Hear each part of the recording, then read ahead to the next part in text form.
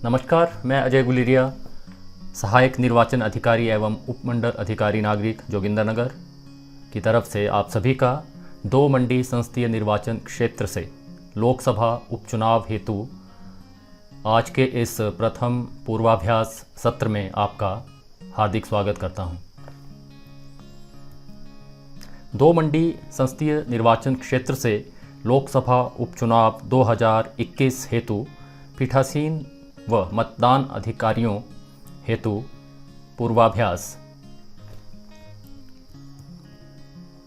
जैसा कि हमें पता है, हम पहले भी इलेक्शंस करवाते आए हैं कि हमारा जो पोलिंग स्क्वाड होता है, जो हमारा निर्वाचन दल है, उसमें आपके दल में एक प्रिजाइडिंग ऑफिसर और 3 पोलिंग ऑफिसर्स के अलावा आवश्यकता अनुसार आपको सुरक्षा कर्मी आपके स्क्वाड में उपलब्ध रहेंगे। पीआरओ तथा पीओ के रूप में नियुक्त होने पर आपको किन किन बातों के ऊपर, किन किन बिंदुओं के ऊपर आपको फोकस करना है, सभी पूर्वाभ्यास सत्रों में आप ध्यानपूर्वक भाग लें। पीठासीन अधिकारियों की हैंडबुक, चेकलिस्ट व अन्य की प्रति प्राप्त करें और उन्हें ध्यान से पढ़ें। समूची चुनाव प्रक्रिया से स्वयं को भली भांति अवगत करवाएं। इलेक्ट्रॉनिक वोटिंग मशीन पर अभ्यास करें। अपने लिए इलेक्शन ड्यूटी सर्टिफिकेट के लिए आप आवेदन करें, जो कि आपको पहले ही इशू किए जा चुके हैं, क्योंकि आपके मत का अधिकार बहुत महत्वपूर्ण है।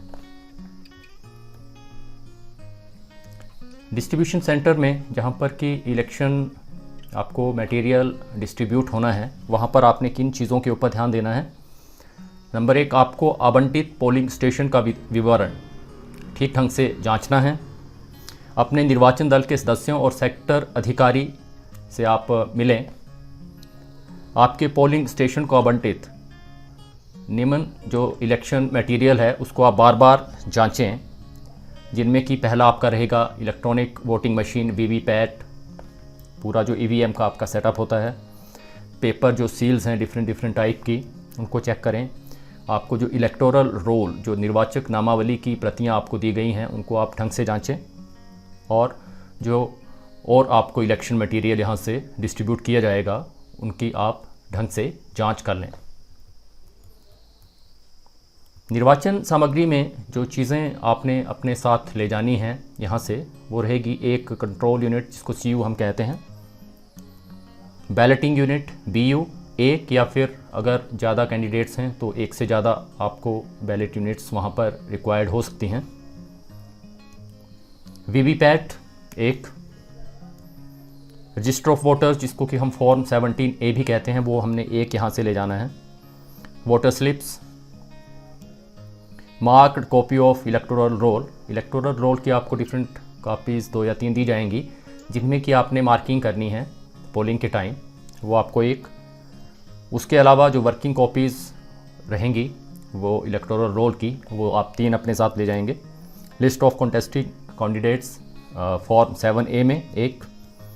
Ballot papers for tendered votes. List of certified service voters, अगर आपके पोलिंग स्टेशन के अगेंस्ट वो आपके अगर हैं सर्विस वोटर्स, तो उनकी आपके पास लिस्ट आ सकती है। Copy of signatures of candidates agents एक।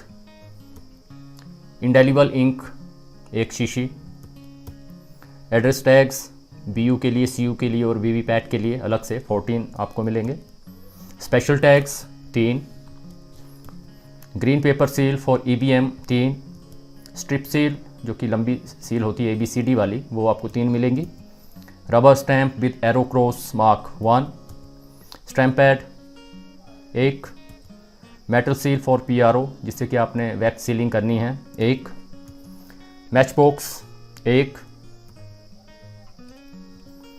Presiding officer diary 1। Distinguishing mark rubber stamp 1। List of alternative documents for identification of voters 1। इसके साथ ही निर्वाचन सामग्री में जो डिफरेंट फॉर्म्स आपको यहाँ से इशू किए जाएंगे, उनमें रहेंगे list of contesting candidates 1। List of challenge votes form 14 जिसे कहा जाता है 2 रहेंगे।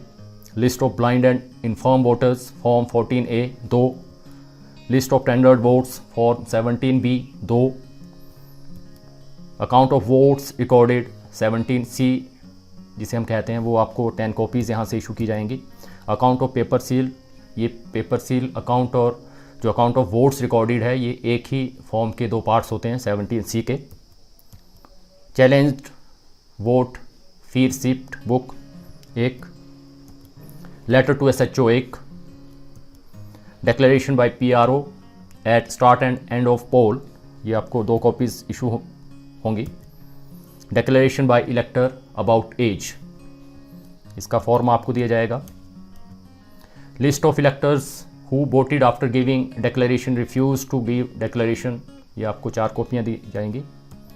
Declaration by the companion of blind and infirm voter 10, entry passes for polling agents as per requirement, format for presiding officers additional 16 point report to be submitted to constituency observer या फिर returning officer, इसकी 2 copies. Visit sheet 2 जिसमें कि different आपके observers या कोई visit करता है इलेक्शन कमीशन ऑफ इंडिया द्वारा कोई ऑथराइज्ड पर्सनल, तो उसकी एंट्री आपने इसमें करनी है।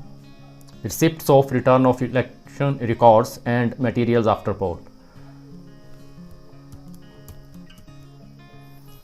EVM लेते वक्त आपने कौन कौन से वहाँ पे चेक पॉइंट्स, कौन कौन से आपने महत्वपूर्ण जांच रखनी है, क्या ध्यान देने योग्य आपके चेक पॉइंट्स वहाँ पर रहेंगे। जो आपको अलॉटेड BU CU वो VPAT है उसकी आप जांच करें कि वो आपके ही पोलिंग स्टेशन से संबंधित है और इसमें जो आपका संसदीय निर्वाचन क्षेत्र है उसका सही बैलेट पेपर उसमें अटैच्ड है। चेक करें कि CU का कैंडिडेट सेक्शन अच्छी तरह से सीलबंद है और एड्रेस टैग मजबूती से जुड़ा हुआ है, क्योंकि जो हमारा कैंडिडेट सेट सेक्शन होता है ये पहले से ही सील्ड होके आता है, इसमें हमें कुछ नहीं करना होता है। थर्ड, जांचें कि जो बैलेट यूनिट है उसका जो स्लाइड स्विच है वो सही ढंग से सेट है। यदि आपकी 2 बैलेट यूनिट्स हैं, नंबर ऑफ कैंडिडेट्स अगर ज़्यादा हैं, तो वो आपका फर्स्ट बैलेट यूनिट के लिए स्लाइड स्विच 1 पर और दूसरे बैलेट यूनिट के लिए जो स्लाइड स्विच है वो 2 पर सेट होना चाहिए। नंबर 4, ये इंश्योर करें कि जो एड्रेस टैग्स हैं वो EVM के बॉक्सों से ठीक ढंग से जुड़े हुए हैं। EVM के जो आपकी वर्किंग है, कामकाज है, उसकी आप पुष्टि करें, उसको सीखें और उसके बाद आप उसको स्विच ऑफ कर दें। और ये इस बात का आप ख़ास ख्याल रखें कि जब भी आप हैंड्स ऑन करोगे EVM के साथ तो उस वक्त VVPAT को कनेक्ट ना करें। ट्रांजिट के दौरान जब आप मूवमेंट में होंगे तो आप इंश्योर करें कि जो आपका VVPAT है उसका जो नॉब है जो उसके बैक में रहता है वो हॉरिजॉन्टल इस पोजीशन में वो रहेगा, यानी कि वो आपकी लॉक पोजीशन आपकी VVPAT की होती है, यानी कि वो ट्रांसपोर्टेशन मोड है। तो आपका जो ट्रांजिट के दौरान VVPAT है वो हॉरिजॉन्टल उसका जो नॉब है उस पोजीशन में वो रहना चाहिए, क्योंकि जैसे ही आप उसको एंटी क्लॉकवाइज वर्टिकल डायरेक्शन में लाओगे तो वो अनलॉक पोजीशन में आ जाएगा और वो उसकी वर्किंग पोजीशन होगी। तो आपने ट्रांजिट में उसको हॉरिजॉन्टल पोजीशन में ही रखना है नॉब को। मतदान केंद्र पर पहुंचने पर आपको क्या क्या चीज़ें करनी हैं। मतदान केंद्र और आसपास के क्षेत्र पर एक नज़र दौड़ाएं। अपने BLO और रूट ऑफिसर, सेक्टर ऑफिसर जो भी हैं उनसे मिलें और मतदान केंद्र में विभिन्न व्यवस्थाओं के लिए आप उनकी सहायता ले सकते हैं। मतदान केंद्र के 100 मीटर के दायरे में लगी प्रचार सामग्री हटवा दें। 200 मीटर के दायरे में कोई भी पार्टी बूथ आपका सेटअप नहीं होना चाहिए। मतदान केंद्र में लगी राजनीतिक नेताओं की सभी तस्वीरों को कवर करें। मतदान केंद्र के बाहर मतदान क्षेत्र को दर्शाता और लड़ रहे उम्मीदवारों की सूची का एक नोटिस चिपकाएं। उसके बाद यथासंभव हम कोशिश करेंगे कि एक जो मॉडल पोलिंग स्टेशन का लेआउट है उसको हम फॉलो करने की कोशिश करेंगे। तो एक मॉडल पोलिंग स्टेशन में हमारी ये कोशिश रहती है कि हमारा जो एंट्री आने का और बाहर जाने का जो रास्ता है वो सेपरेटेड रहे, बाइफरकेटेड रहे, किसी रस्सी की सहायता से आपका वोटर एंटर करे और वो फर्स्ट पोलिंग ऑफिसर के पास जाएगा। उसके बाद वो पोलिंग ऑफिसर 2 के पास आएगा, उसके बाद पोलिंग ऑफिसर 3 और उसके बाद वो वोटिंग कंपार्टमेंट में अपना वोट कास्ट करने के लिए जाएगा और बाहर जाने के रास्ते से आपका एग्ज़िट कर जाएगा।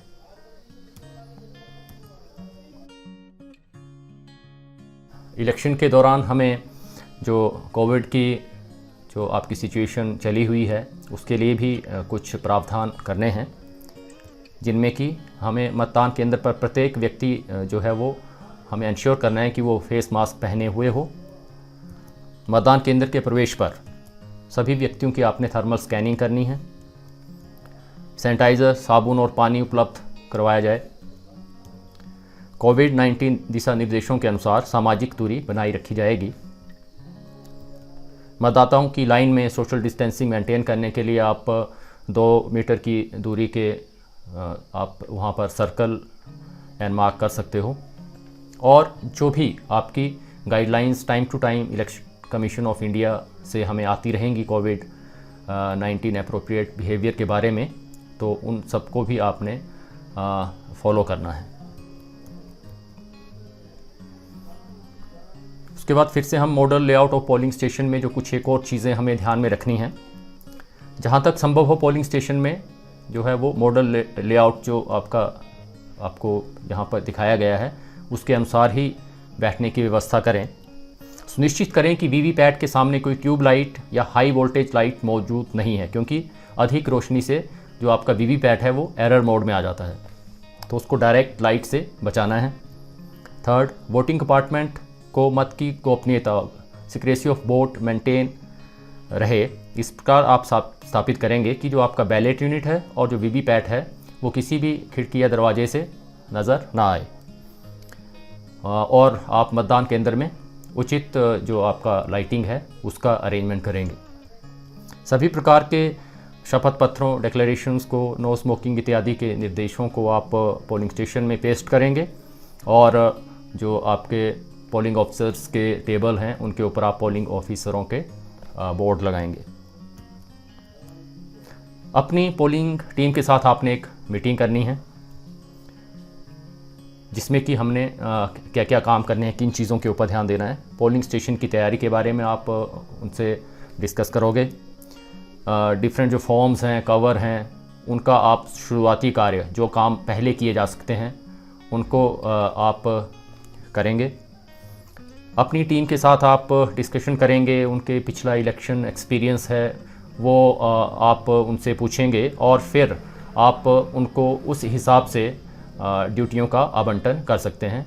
आपको सही काम के लिए सही व्यक्ति का चुनाव करना है और क्या नहीं करना है, क्या करना है, ऐसी चीज़ों पर आप चर्चा करें। बीएलओ के माध्यम से आपने पोलिंग एजेंटों को सुबह ठीक 6 बजे मतदान से करीब 2 घंटे पहले आपने मतदान केंद्र पर पहुंचने के लिए कहना है, ताकि आपको उनको अपॉइंटमेंट दे सको और उसके बाद आप मॉक पोल वगैरह कंडक्ट वहां पर टाइमली करवा सको। प्रेपरेटरी वर्क जो शुरुआती कार्य है वो हम क्या क्या कर सकते हैं। मतदान का दिन हमें पता है बहुत हैप्टिक होता है, बहुत व्यस्त होता है, इसलिए उस दिन समय बचाने के लिए जो जो चीज़ें पहले की जा सकती हैं उन चीज़ों को हम पहले ही कर लें। सीलिंग के लिए जिस तरह से हमारे कवर रहते हैं, तो आप जितने भी आपके जो बंद किनारे हैं उनके ऊपर आप पहले से सील लगा के रख सकते हो। एक किनारा आप खुला रखिए जिसमें कि आप बाद में कोई डॉक्यूमेंट डाल सकते हो और फिर आपको सिर्फ उसी सिरे को सील करना पड़ेगा। तो उस टाइम आपका लास्ट मोमेंट में काफ़ी आपको हेल्प मिलेगी इन पहले किए हुए कामों की वजह से। जहाँ भी संभव हो सभी निश्चित विवरण जो कि फिक्स जानकारियाँ हैं वो सभी प्रपत्रों में पहले से ही भर के रख लें और जो चीज़ें डायनेमिक हैं जो उसी दिन भरी जानी है उनको खाली छोड़ दें उस दिन भरने के लिए। मतदान के दिन हमें क्या क्या पॉइंट देखने हैं, तो हमें सवेरे 6:30 बजे तक मतदान केंद्र स्थापित कर लेना है। पोलिंग एजेंट्स की नियुक्ति हमें सुबह 7 बजे तक इंश्योर करनी है कि वो हो जाए। मॉक पोल सवेरे 7 बजे ठीक हमें शुरू करना है और अगर मान लीजिए हमारे पास क्या होता है कि कोई भी पोलिंग एजेंट वहाँ पर अवेलेबल नहीं होता है या सिर्फ एक ही होता है, तो हम बाकी पोलिंग एजेंट्स के लिए जो है वो 15 मिनट तक वेट करेंगे और ये इंश्योर करेंगे कि 7:15 बजे आपका जो मॉक पोल है वो शुरू हो जाए। उसके बाद मॉक पोल के बाद हम ईवीएम को सील करेंगे 5 मिनट पहले 7:55 पर सवेरे। और जो आपका मॉक पोल के बाद हमने ईवीएम को सील करने के बाद मतदान शुरू करने से पहले की क्या देनी है, डिक्लेरेशन करनी है सवेरे 7:58 तक, मतलब मतदान से 2 मिनट पहले। और सुबह ठीक 8 बजे हमें मतदान का प्रारंभ करना है। और इस तरह से आपका जो मतदान का पूरा प्रोसीजर होने के बाद शाम 6 बजे तक हमें मतदान करवाना है। और मतदान के तुरंत बाद हमें डिफरेंट जो आपके कवर्स हैं, फॉर्म्स हैं और जो रजिस्टर हैं उनको हमने फाइनलाइज़ करना है, ईवीएम की सीलिंग करनी है और फाइनली हमने जो इलेक्शन मटेरियल है उसको कलेक्शन सेंटर में जाके डिपॉजिट करवाना है। पोलिंग एजेंट की नियुक्ति हम यहाँ पे डिस्कस करेंगे। पोलिंग एजेंट की नियुक्ति जो है वो उम्मीदवार या चुनाव एजेंट द्वारा फॉर्म 10 में की जाती है। उम्मीदवार या एजेंट के फ़ोटोकॉपी हस्ताक्षर से आपको भी उसकी कॉपीज़ इशू हुई होंगी, तो आपने उनके हस्ताक्षर को उन हस्ताक्षरों से जो फ़ोटोकॉपीज़ में हैं उनसे आपने उसको वेरीफाई करना है। पोलिंग एजेंट के पास उनकी पहचान को दर्शाता हुआ या तो आपका इलेक्टोरल फोटो आइडेंटिटी कार्ड उनके पास हो, एपिक हो, या फिर कोई और अन्य सरकारी पहचान पत्र उनके पास होना चाहिए। फॉर्म 10 पर जो वो आपको प्रोड्यूस करेंगे उस पर आप अपने सामने उनके हस्ताक्षर लेंगे और स्वयं भी उन सिग्नेचर्स को आप अटेस्ट करेंगे अपने साइन करके। पोलिंग एजेंट जो है वो उसी विधानसभा क्षेत्र का रेजिडेंट भी होना चाहिए, निवासी, और साथ में उसी का वो वोटर भी होना चाहिए, उसी असेंबली सेगमेंट का। पोलिंग एजेंट्स के बैठने का क्रम जो है वो उसी क्रम में होगा जिस क्रम में हमारी उम्मीदवारों की सूची है। एक समय में किसी उम्मीदवार का सिर्फ एक ही एजेंट एट ए टाइम आपने अलाउ करना है पोलिंग स्टेशन के अंदर। Role of polling agent. Polling agent से आप क्या क्या एक्सपेक्ट करोगे या क्या क्या उससे आपकी एक्सपेक्टेशंस होंगी। पोलिंग एजेंट से उनकी भूमिका और उनसे अपेक्षाओं की व्याख्या करें कि आप क्या क्या उनसे चाह रहे हैं। मतदान के केंद्र आप चाहेंगे कि पोलिंग एजेंट जो हैं वो कोई भी cellphone, party badge, camera, party symbol वाले पटके आदि ऐसी चीज़ें कोई भी उनके पास ना हो, ऐसी चीज़ें वो ना पहने या लेकर आएँ। पोलिंग एजेंट केवल क्या कर सकता है कि अपने उम्मीदवार के नाम का एक बैज लगा सकता है ताकि उसकी आइडेंटिटी एस्टेब्लिश हो सके कि ये कौन से कैंडिडेट का एजेंट है। और जो आपके पोलिंग एजेंट्स हैं उनसे आप ये एक्सपेक्ट करोगे, उनको ये कहोगे कि आपने अन्य पोलिंग पर्सनल्स के साथ या किसी भी के साथ भी आपने क्रॉस टॉक नहीं करनी है और कोई बहसबाजी नहीं करनी है। फर्स्ट पोलिंग ऑफिसर द्वारा पुकारे जाने वाले मतदाता के सीरियल नंबर, नाम और पहचान पत्र को पोलिंग एजेंट्स को ध्यान से सुनना है ताकि वह उनकी आइडेंटिटी एस्टेब्लिश कर सकें कि हाँ वाकई यही आदमी है जो कि वोट देने आया है। मतदान कर्मियों का सहयोग करना है उन्होंने, और अननेसेसरी ऑब्जेक्शन से जो आपका पोल प्रोसेस है उसको वो स्लो डाउन ना करें, ये आप उनसे एक्सपेक्ट करेंगे और उनको आप बताएंगे। उसके बाद हम आ जाते हैं ईवीएम, जो हमारे इलेक्ट्रॉनिक वोटिंग मशीन है उसके डिफरेंट जो यूनिट्स हैं उनके में से एक जो कंट्रोल यूनिट है उसके कंपोनेंट्स के ऊपर। तो कंट्रोल यूनिट में सबसे ऊपर यहाँ पर रहता है आपका ऑन लैंप। ये बिजी लैंप होता है जब आप बैलेट बटन दबाते हो और जब तक आपका वोटर जो है वो वोट के लिए बटन प्रेस नहीं करता है तब तक ये बिजी रहती है। उसके बाद डिस्प्ले सेक्शन आता है जिसमें कि ये डिफरेंट एरर्स या डिफरेंट मैसेजेस यहाँ पे ये शो करता है। कैंडिडेट सेट सेक्शन, ये पहले से आपको सील हुआ मिलेगा, इसमें आपने कुछ नहीं करना है। बैलेट सेक्शन जिसमें कि आपने कमांड देनी है मशीन को रेडी फॉर वोट करना है। रिज़ल्ट सेक्शन, ये आपने मॉक पोल के बाद इसको सील करना है। टोटल बटन, जो कि टाइम टू टाइम आप टोटल चेक कर सकते हो मशीन में टोटल कितने जो आपके वोट्स हैं वो कास्ट हो चुके हैं। बैलेट बटन जिसमें कि आपने बैलेट कमांड देनी है और अपने मशीन को वोट के लिए रेडी करना है। उसके बाद हम आ जाते हैं इसके रियर सेक्शन में। रियर सेक्शन में इसमें एक आपका कंपार्टमेंट होता है, उसका डोर होता है। उस डोर को खोलने के लिए हमारे पास क्या होते हैं, लैचेस। उन लैचेस को हम प्रेस करते हैं और आपका जो दरवाज़ा है उसको हम बाहर की तरफ करते हैं, तो आपका ये रियर कंपार्टमेंट डोर आप ओपन हो जाता है। उसके बाद आपका ये जो रियर कंपार्टमेंट है इसमें क्या क्या चीज़ें रहती हैं। इसमें सबसे पहले आपका एक पावर ऑन ऑफ का एक स्विच रहता है। सेकंड, इसमें एक सॉकेट होती है जिसमें कि आपका डाटा इंटरफेस होता है, उसको कनेक्ट करना होता है। ये हमारे काम का नहीं है, ये काउंटिंग के टाइम की चीज़ है। और हमारे पास वीवीपैट को कनेक्ट करने के लिए या इसके साथ दूसरा जो कंपोनेंट है उसको कनेक्ट करने के लिए इंटरकनेक्टिंग जो आपकी एक केबल के लिए सॉकेट रहती है। डिस्प्ले सेक्शन में आपके जो रहता है वो क्या रहता है, फिर से बिजी लैंप कि आपका जो अभी मशीन है वो बिजी है, आपने बैलेट कमांड दी है और अभी तक वोट कास्ट नहीं हुआ है। दूसरा आपका ड्यूअल एक डिस्प्ले रहता है, इसमें डिफरेंट आपके मैसेजेस वहाँ पर आते हैं। उसके बाद आपका पावर ऑन लैंप है। ये जो पावर ऑन लैंप है ये आपका ग्रीन कलर का होता है और ये आपका हमेशा आपके हरे रंग में चमकता रहता है, लेकिन 10 या 15 मिनट तक अगर इसमें कोई एक्टिविटी ना हो ईवीएम में तो ये पावर सेवर मोड में आपकी मशीन चली जाती है और उस पावर सेवर मोड में आपका ये जो लाइट है वो ब्लिंक करेगी। तो आपने उससे परेशान नहीं होना है। ये आपका क्या होता है, मशीन का पावर सेवर मोड होता है। उसके बाद जो हमारा जो कंट्रोल यूनिट का डिस्प्ले पैनल था उसमें जो कॉमन मैसेजेस हैं वो कौन कौन से आते हैं उनके बारे में हम देखेंगे। सबसे पहले आपका क्या आता है कि आपके दो डिस्प्ले, एक लेफ़्ट और राइट। तो लेफ़्ट वाले में NP लिखा हुआ आएगा और इस वाले में मान लीजिए कुछ नंबर है 1, तो उसका मतलब होगा कि मशीन जो है is set for single poll. यहाँ पे CD और दूसरे में अगर 4 आएगा it means machine set for 4 candidates. इस तरफ लेफ़्ट वाले में अगर TO आएगा और वहाँ पर कोई नंबर आएगा तो इसका मतलब है कि total number of votes polled is 1087।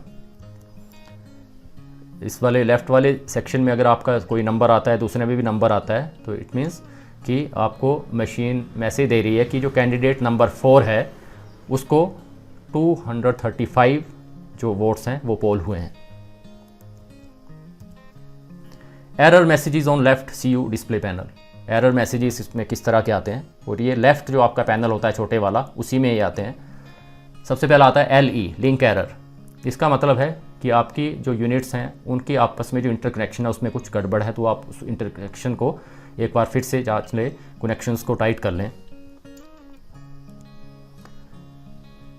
और जो पहली जो लिंक एरर है वो इस वजह से भी आ सकती है कि आपका जो बैलेटिंग यूनिट है उसका जो स्लाइड स्विच है वो अपनी सही पोजीशन पर नहीं है।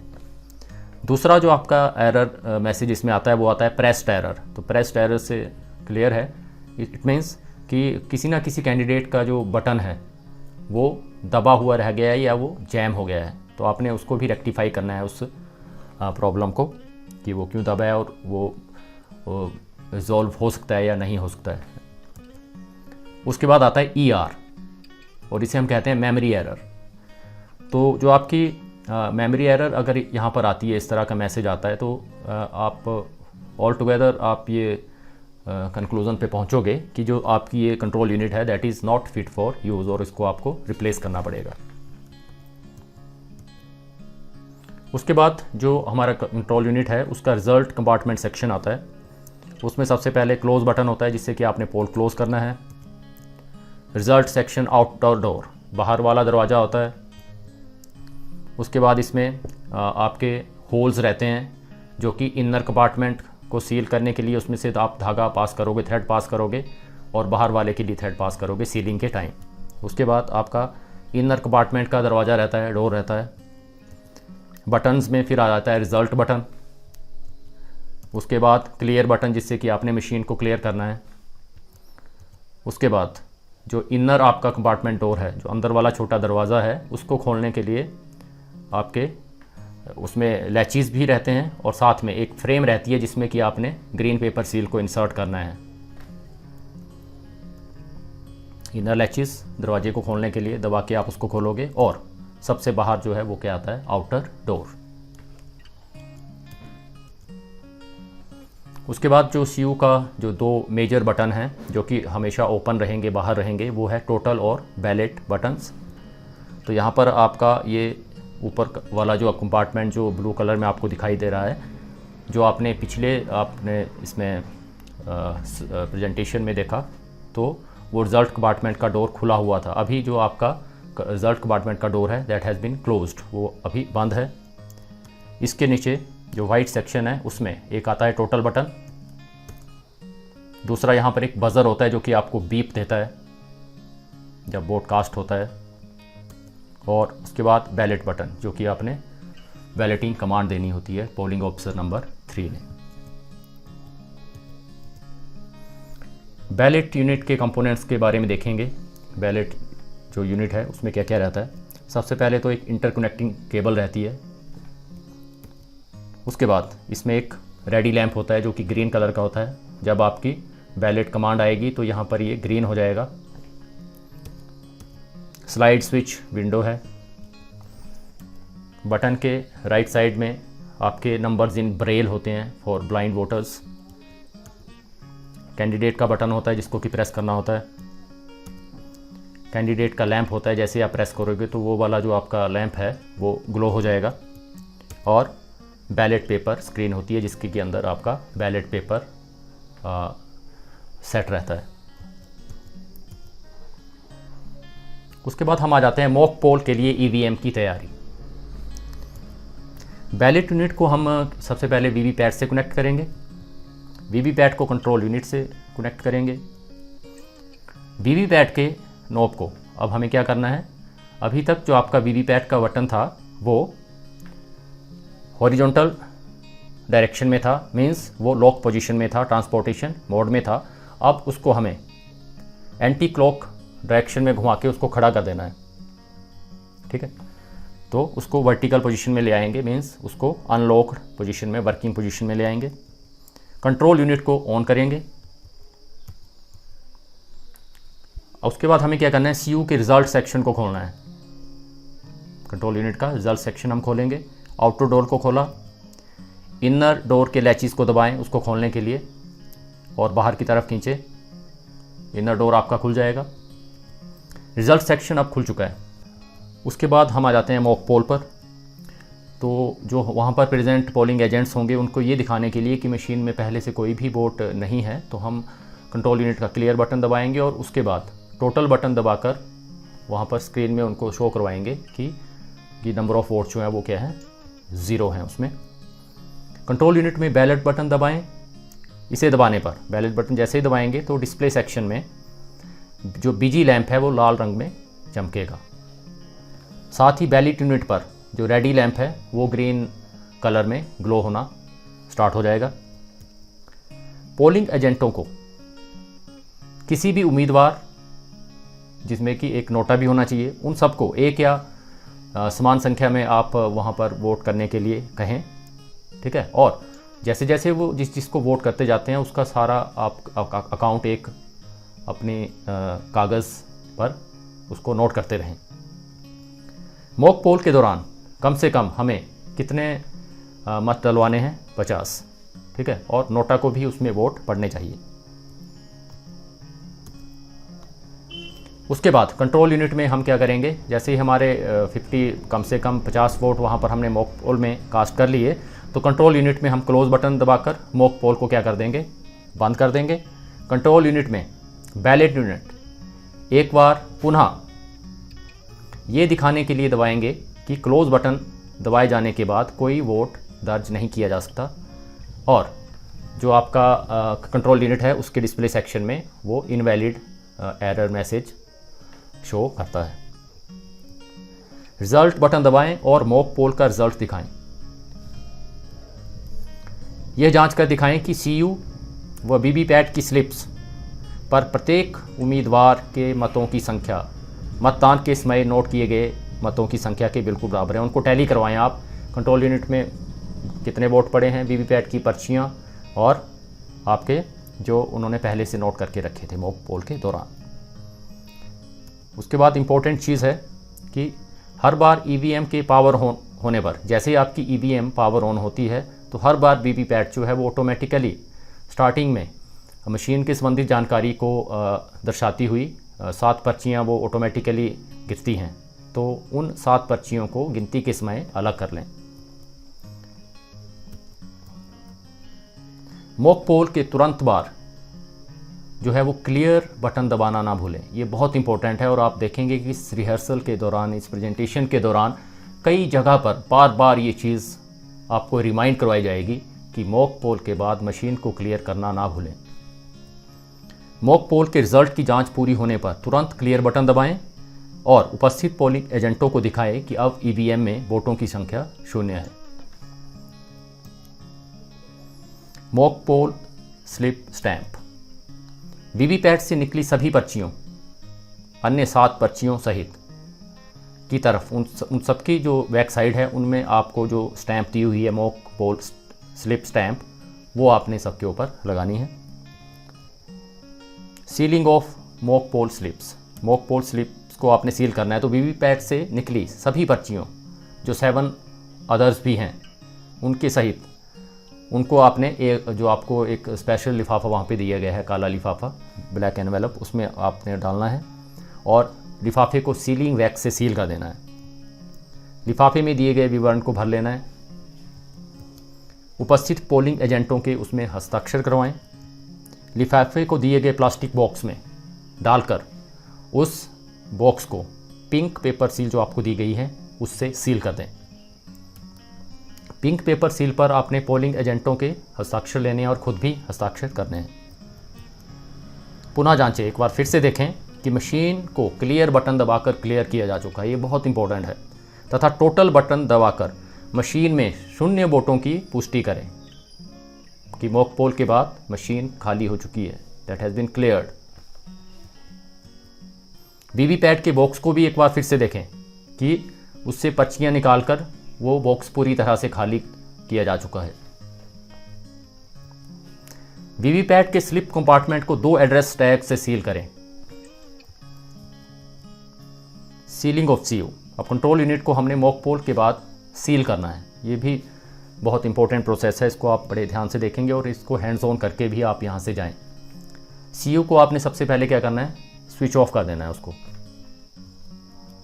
रिजल्ट कंपार्टमेंट के इनर डोर में ग्रीन पेपर सील को इस तरह से डालें कि उसको डालते वक्त उसका जो वाइट साइड है वो आपकी तरफ आए।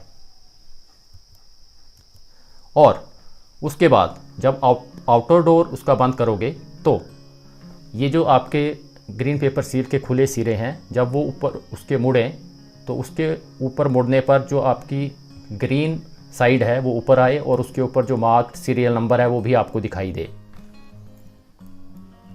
सफ़ेद सतह पर अभी तक तो वो खुली होगी, तो उसके ऊपर आपने खुद भी साइन करने हैं और जो प्रेजेंट पोलिंग एजेंट्स हैं उनके भी आपने साइन उसमें लेने हैं। सीलिंग ऑफ सीयू अभी कंटिन्यूड है। तो स्पेशल टैग में हमने क्या करना है, उसके बाद उसमें जो भी डिटेल्स हैं वो फिल करनी है और उसके धागे से जो आपका इनर डोर है और जो आपकी सीयू की बॉडी है, उन दोनों में जो एक सुराख है, एक छेद है, वहाँ से आपने धागा इस स्पेशल टैग का पास करना है और उसमें गांठ लगाकर आपने सीली वैक्स से सील कर देना है। उसके बाद स्पेशल टैग को इस तरह से आपने क्लोज बटन के ऊपर एडजस्ट करना है कि वो पूरा फिट बैठ जाए और क्लोज जो आपका बटन है वो उससे कवर ना हो। ग्रीन पेपर सील के खुले सिरों को उनको हमने बाहर ही रखना है और आपका जो बाहर का दरवाज़ा है, आउटर कंपार्टमेंट डोर है, उसको भी हम उसको बंद कर देंगे। उसके बाद हम आते हैं स्ट्रिप सील के ऊपर। स्ट्रिप सील का हमने क्या करना है, जो ए वाली साइड है उसको हमने जो आउटर कंपार्टमेंट डोर है बंद किया उसके बीचों बीच रखना है ताकि वो आपको ए जो आपका कैरेक्टर है वो सीधा दिखाई दे। तो उसको ऐसे रखेंगे। उसके बाद आप ए का स्टिकर हटाएंगे और जो आपकी ग्रीन पेपर सील का निचला सिरा है उसको उसके ऊपर चिपका देंगे। उसके बाद आप बी का स्टिकर हटाएंगे और स्ट्रिप को ऊपर से मोड़ते हुए फिर से निचले सिरे के ऊपर चिपका देंगे। उसके बाद सी का स्टिकर हटाएंगे। अब ग्रीन पेपर सील का जो ऊपर वाला खुला सिरा था उसको उसके ऊपर चिपका देंगे, सी के ऊपर। उसके बाद स्ट्रिप सील को मोड़ते हुए और नीचे से लपेटते हुए वापस उसके लंबे सिरे को यहाँ पे ऊपर ले आएंगे। वहाँ पर आपको डी दिखाई देगा। डी का स्टिकर आपने हटाना है और वापस स्ट्रिप सील के ऊपर उसको पेस्ट कर देना है। उसके बाद स्ट्रिप सील पर आपने खुद भी साइन करने हैं और पोलिंग एजेंट्स के भी सिग्नेचर वहाँ पर लेने हैं। रिजल्ट कंपार्टमेंट डोर जो बाहर वाला है उसको भी जैसे हमने इनर कंपार्टमेंट में स्पेशल टैग के थ्रेड को पास करवा के सीलिंग वैक्स से सील किया था, वैसे ही एड्रेस टैग से सील कर देना है। उसके बाद आता है mock poll certificate, very important. Mock poll certificate में जो डिटेल्स हैं उनको हमने भरकर उसको पूरा करना है और इस पर खुद भी साइन करने हैं और जो आपके प्रेजेंट पोलिंग एजेंट्स हैं उनके भी साइन लेने हैं। तो अब हम आ जाते हैं कि कैसे हम इसको फिलअप करेंगे। तो name of constituency suppose that is 2 Mandi, date of poll 30/10/2021, number and name of polling station suppose 92 Dhul. और उसके बाद यहाँ पर आपने यूनिक आईडीज़ भर देनी है आपको जो भी BU CU और VVPAT मिले हैं, ठीक है। अगर नीचे आपकी रिप्लेसमेंट वगैरह कुछ हुई है तो आप करेंगे, अदरवाइज़ आप सबको नॉट एप्लीकेबल कर देंगे। और उसके बाद आप जो अगर रिप्लेसमेंट वहाँ पर हुई है कोई तो आप रिप्लेसमेंट के टाइम जो पोलिंग एजेंट्स थे उनके भी आप वहाँ पर सिग्नेचर वहाँ पर ले सकते हो और नीचे आप अपने साइन करेंगे। उसके बाद इसी में मॉक पोल में आगे आपका conduct of mock poll and verification of mock poll data की रिगार्डिंग आप यहाँ पे एंट्रीज करेंगे, जैसे कि name of candidate Radheshyam, number of votes cast 20, number of votes displayed in CU on checking the result जब देखा तब उसको कितने थे, 20 थे। VVPAT की पर्चियाँ उसके नाम की कितनी थी, 20 हैं। Result displayed on CU printed paper slips वो जो है दोनों आपस में टैली हुई कि नहीं हुई, यस। और signature of polling agent with party abbreviation कि उस उम्मीदवार का जो पोलिंग एजेंट है उसके साइन और साथ में पार्टी का नाम एब्रीविएटेड फॉर्म में। उसके बाद मान लीजिए दूसरा आपका कैंडिडेट है बलबीर सिंह, उसके नंबर ऑफ जो वोट आपने नोट डाउन किए थे वो 20 उसको कास्ट किए थे। Number of votes displayed in control unit on checking the result वो भी 20। VVPAT की पर्चियाँ भी उसके नाम की 20। Result displayed in CU and printed paper slips वो दोनों आपस में टैली हुए। और उसके बाद बलबीर सिंह जो उम्मीदवार हैं उनके पोलिंग एजेंट सुरेश के हस्ताक्षर with the abbreviated form of the name of their party. उसके बाद नोटा को मान लीजिए 10 वोट आपने नोट किए थे और जो CU में रिज़ल्ट में वो 10 आए। नोटा के नाम की पर्चियाँ भी VVPAT से 10 निकली, टैली हुए, यस, ठीक है। और यहाँ पर कोई पोलिंग एजेंट नहीं होगा। और उसके बाद टोटल कितने कास्ट किए, 50। और टोटल जो आपके टोटल CU ने बताए वो 50 थे, पर्चियाँ टोटल 50 थी, दोनों टैली हुई, यस, ओके। और यहाँ पर आगे फिर से वही चेक पॉइंट है, आपसे फिर से पूछा गया कि clear button on the control unit has been pressed to clear mock poll data, yes no. तो यहाँ पर एक बार फिर से आपके पास टाइम है कि क्लियर किया है नहीं किया है। तो अगर यहाँ पे यस लिखोगे तो जो ये लाइन ऊपर लिखी है इसको आपने फिर से रिपीट करना है अपनी हैंड राइटिंग में, यहाँ पे नीचे लिखना है कि clear button on the control unit has been pressed to clear mock poll data. तो ये बार बार आपको जो है वो ये चीज़ इंश्योर करने के लिए कहा जा रहा है कि कहीं गलती से आप मॉक पोल डाटा को क्लियर करना ना भूलो। उसके बाद ये फिर से वही हैं कि आपने क्या क्या काम किया है। तो जो भी है चीज़ें आपने वहाँ पे सेल्फ एक्सप्लेनेटरी हैं, आपको बिल्कुल समझ आएगा, यस यस यस। और उसके बाद आपके जो विटनेस वहाँ पे पोलिंग एजेंट थे उनके नाम, name of polling agent Vijay Kumar, name of party BJP, name of candidate Radheshyam, signature of polling agent, और जितने भी हैं उनके आपने ये डिटेल्स भर के तो अपने सिग्नेचर करने हैं। उसके बाद फिर से आपसे पूछा जाएगा control unit shows total vote 0।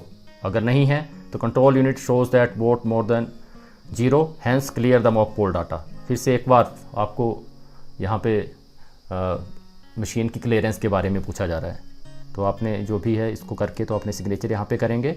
और उसके बाद आप एक बार फिर से एक यहाँ पे डिक्लेरेशन देंगे सारे के सारी पोलिंग पर्सनल्स कि ये जो आपके वीवीपैट स्लिप्स जो हैं वो रिमूव की जा चुकी हैं और कंट्रोल यूनिट को जो है वो क्लियर किया जा चुका है, और उसमें जो टोटल नंबर ऑफ़ वोट्स हैं वो 0 हैं। फिर आपके सारे के सारे जो पोलिंग ऑफिसर्स हैं उनके नेम एंड आपने यहाँ पे सिग्नेचर लेने हैं। उसके बाद अब मॉक पोल के बाद, मॉक पोल सर्टिफिकेट के बाद बारी आती है मतदान शुरू करने की। तो मतदान शुरू करने से 1-2 मिनट पहले आपने एक डिक्लेरेशन देनी है। मतदान शुरू होने से पहले डिक्लेरेशन को तैयार करके सबको पढ़कर सुना दें उसको। इस पर स्वयं हस्ताक्षर करें और उपस्थित एजेंटों के भी हस्ताक्षर लें। यदि कोई एजेंट हस्ताक्षर करने से इनकार करता है तो भी डिक्लेरेशन में उसका नाम लिखें। वोट की गोपनीयता बनाए रखने के संबंध में जो आपका रिप्रेजेंटेशन ऑफ पीपल एक्ट 1951 की धारा 128 के अंतर्गत प्रावधानों की आप उनको व्याख्या करेंगे, उनको बताएंगे कि क्या क्या दंड के प्रावधान हैं। तो यहाँ पर हम आ जाते हैं डिक्लेरेशन बाय प्रिजाइडिंग ऑफिसर, जो कि मतदान before the commencement of poll presiding officer ने डिक्लेयर करना है। तो फिर से election from 2 Mandi, serial number and polling station 92 Dool, date of poll 30/10/2021 और अपने सिग्नेचर करेंगे। उसके बाद आप इसी में सिग्नेचर ऑफ पोलिंग एजेंट्स लेंगे, जैसे कि विजय के आपने सिग्नेचर लिए, ऑफ कैंडिडेट किसका एजेंट है, किस कैंडिडेट का, वो राधेश्याम का, सुरेश ऑफ कैंडिडेट किस कैंडिडेट का एजेंट है, वो बलबीर सिंह का। और इस तरह से अगर किसी ने आपके सिग्नेचर एफिक्स करने से डिक्लाइन किया है, मना किया है, तो उनके नाम भी दे लो। अदरवाइज़ सीधे आप डेट डालेंगे, टाइम डालेंगे और अपने साइन करेंगे। ईवीएम बदलने पर मॉक पोल, जिस तरह से हमारा नॉर्मल प्रोसेस में मॉक पोल किया जाता है वैसे ही हमें मॉक पोल कंडक्ट करना पड़ता है ईवीएम के रिप्लेसमेंट के ऊपर भी। तो यदि मॉक पोल के दौरान CU, BU या वीवीपैट, ये मॉक पोल के दौरान है, एक्चुअल के जो पोलिंग है उसके दौरान की बात नहीं है। तो मॉक पोल के दौरान अगर CU, BU या वीवीपैट में से कोई फंक्शन करना बंद कर देती है तो उनमें से किसी को भी इंडिविजुअली अकेली को रिप्लेस किया जा सकता है। यदि असली मतदान के दौरान, एक्चुअल पोल के दौरान गड़बड़ हो जाए, CU या BU कार्य ना करे, कंट्रोल यूनिट या बैलेटिंग यूनिट काम करना बंद कर दे, तो हमें पूरे सेट को ही चेंज करना पड़ता है, सारे की सारी तीनों यूनिट्स को। और इस प्रकार ईवीएम बदलने पर जब आप मॉक पोल करवाएंगे तो हमें फिर 50 वोट्स की कंपल्शन वहाँ पर नहीं होगी। वहाँ पर प्रत्येक उम्मीदवार को सिर्फ एक मत डालकर ही आप अपना मॉक पोल कंडक्ट करेंगे। मॉक पोल सर्टिफिकेट पार्ट 5 में भरा जाएगा। अब असली मतदान के दौरान अगर आपकी सिर्फ वीवीपैट फंक्शन करना बंद करती है तो उस स्थिति में आपको पूरे के पूरे सेटअप को चेंज करने की ज़रूरत नहीं है, सिर्फ वीवीपैट के को ही बदला जाएगा और वीवीपैट के बदलने पर आपको कोई मॉक पोल करवाने की आवश्यकता नहीं होगी। मतदान शुरू होने से पहले आपको क्या करना है एग्जैक्टली, मतदान जो रजिस्टर 17A में लिखें, इसके ऊपर लिखना है, क्या लिखना है, फिर से वही एक बार फिर से आपको रिमाइंड कराया जा रहा है कि total in control unit checked and found to be 0। तो यहाँ पर लिखना है आपने, वो एक तरह से आपने डिक्लेयर यहाँ पे करना है, total in CU checked and found to be 0 अपनी हैंड राइटिंग में, और अपने हस्ताक्षर वहाँ पर करने हैं। उसके बाद हमें मतदान को शुरू करना है। तो मतदान ठीक सुबह 8 बजे शुरू होगा। सभी प्रेपरेटरी वर्क सुबह 8 बजे से पहले पूरे कर लें, क्योंकि एग्जैक्टली उस वक्त तो मतदान आपको शुरू करना ही है हर हालत में। अगर किसी कारण से आपका मतदान जो है वो 8 बजे शुरू नहीं हो पाता है तो आपको प्रिजाइडिंग ऑफिसर डायरी में उसके रिगार्डिंग कमेंट देना है, उसका विवरण आपको वहाँ पर फर्निश करना है। मतदान केंद्र के अंदर आने हेतु कौन कौन ऑथराइज्ड होते हैं? मतदाता है, इलेक्शन ड्यूटी पर लगे आपके पोलिंग ऑफिसर्स हैं, उम्मीदवार उनके इलेक्शन एजेंट या पोलिंग एजेंट हैं, ऑब्जर्वर्स हैं, माइक्रो ऑब्जर्वर्स हैं, ड्यूटी पर लगे सरकारी कर्मचारी हैं, चुनाव आयोग द्वारा ऑथराइज्ड कोई पर्सन है, ब्लाइंड और जो आपके इन्फॉर्म वोटर्स हैं उनका कंपेनियन हो सकता है, या फिर किसी वोटर के लैप में गोद में कोई बच्चा मतदान केंद्र के अंदर हो सकता है। जहाँ तक बात है प्रेस रिपोर्टर्स एंड फोटोग्राफर्स की, तो पोलिंग स्टेशन के बाहर खड़ी भीड़ या लाइन में लगे वोटरों के जो फ़ोटो खींचने में हमें कोई आपत्ति नहीं होनी चाहिए, बशर्ते सब्जेक्ट टू द कंडीशन कि जो लॉ एंड ऑर्डर है वो उससे प्रभावित ना हो। पोलिंग स्टेशन के अंदर प्रवेश की अनुमति देने का अधिकार ऐसे प्रेस फोटोग्राफर्स या रिपोर्टर्स को सिर्फ इलेक्शन कमीशन ऑफ इंडिया को है। ऐसे व्यक्तियों को जो ये इलेक्शन कमीशन ऑफ इंडिया से जो कुछ वो पहचान पत्र या परमिशन लेटर जारी किए जाएंगे और उनके प्रोड्यूस करने पर, उनको दिखाने पर ही आपने ऐसे किसी व्यक्ति को मतदान केंद्र के अंदर आने के लिए अनुमति प्रदान करनी है। किसी भी स्थिति में अगर वो अंदर एंटर हो भी गए किसी अथॉरिटी के किसी परमिशन के साथ, तो किसी भी स्थिति में वोटर के वोट कास्ट करते वक्त फ़ोटो लेने की जो परमिशन है आपने उसको नहीं देनी है। ड्यूटीज़ ऑफ पोलिंग ऑफिसर्स, हमारे जो डिफरेंट जो 4 पोलिंग ऑफिसर्स हैं इंक्लूडिंग प्रिजाइडिंग ऑफिसर, उनके क्या क्या काम रहेंगे उनकी हम एक ब्रीफ आउटलाइन देखेंगे। तो सबसे पहले हमारे आते हैं प्रिजाइडिंग ऑफिसर। तो पोलिंग स्टेशन का जो ओवरऑल चार्ज होता है वो हमारे प्रिजाइडिंग ऑफिसर के पास रहेगा। पोलिंग ऑफिसर्स को ड्यूटीज़ का आवंटन करना है, ड्यूटीज़ बांटनी है आपस में, वो उसका काम रहेगा। तरह तरह के काम जैसे कि चैलेंज्ड वोट, टेंडर्ड वोट, इनकी समरी इंक्वायरी करना उसका काम रहेगा। समस्त डॉक्यूमेंटेशन, सारी की सारी डॉक्यूमेंटेशन, मॉक पोल का संचालन, मॉक पोल सर्टिफिकेट तैयार करना इत्यादि इत्यादि, इस तरह के जो सारे काम हैं वो काम रहेगा प्रिजाइडिंग ऑफिसर का। समय समय पर सीयू के टोटल बटन को भी प्रिजाइडिंग ऑफिसर मॉनिटर करता रहेगा टाइम टू टाइम कि आपके जो number of vote cast in CU हैं एट एनी मोमेंट, वो उस वक्त 17A में नंबर ऑफ जो वोटर्स हैं उनके साथ टैली हो रहे हैं या नहीं। ड्यूटीज़ ऑफ पोलिंग ऑफिसर्स में अगले जो आपका ड्यूटी आती है that is polling officer number 1। तो पोलिंग ऑफिसर नंबर 1 या जिसे हम असिस्टेंट प्रिजाइडिंग ऑफिसर भी कहते हैं, उनके पास चार्ज रहेगा इलेक्टोरल रोल का। और वो क्या करेंगे, इलेक्शन कमीशन ऑफ इंडिया द्वारा जो प्रेस्क्राइब्ड आइडेंटिटी कार्ड हैं उनकी सहायता से वोटर की आइडेंटिटी एस्टैब्लिश करेंगे। इलेक्टर जो रोल है उसमें मतदाता के विवरण बॉक्स में क्या करना है, टॉप राइट से बॉटम लेफ्ट तक एक डायगोनल खींचना है, एक लकीर लगानी है सभी मतदाताओं के। और अगर कोई वोटर साथ में वो फीमेल है तो उसमें लकीर के अतिरिक्त उसके सीरियल नंबर को भी एनसर्कल करना है, उसको गोला लगाना है। ड्यूटीज़ ऑफ पोलिंग ऑफिसर्स में जो नेक्स्ट है दैट इज़ पोलिंग ऑफिसर 2। तो पोलिंग ऑफिसर जो 2 हैं वो इंचार्ज रहेंगे आपके रजिस्टर ऑफ वोटर्स 17A और इंडेलिबल इंक के। तो वो क्या करेंगे, 17A में एंट्री करेंगे।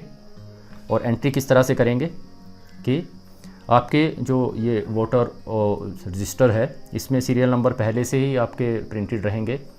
तो इसके कॉलम नंबर 2 में आप इलेक्टोरल रोल में उसका सीरियल नंबर है उसको दर्ज करेंगे, जैसे सपोज 103। उसके बाद डिटेल ऑफ डॉक्यूमेंट प्रोड्यूस में आपने क्या करना है कि अगर कोई वोटर एपिक लेके आता है तो आपको यहाँ पे डिटेल में EP लिखना इनफ होगा, EP आप लिखेंगे।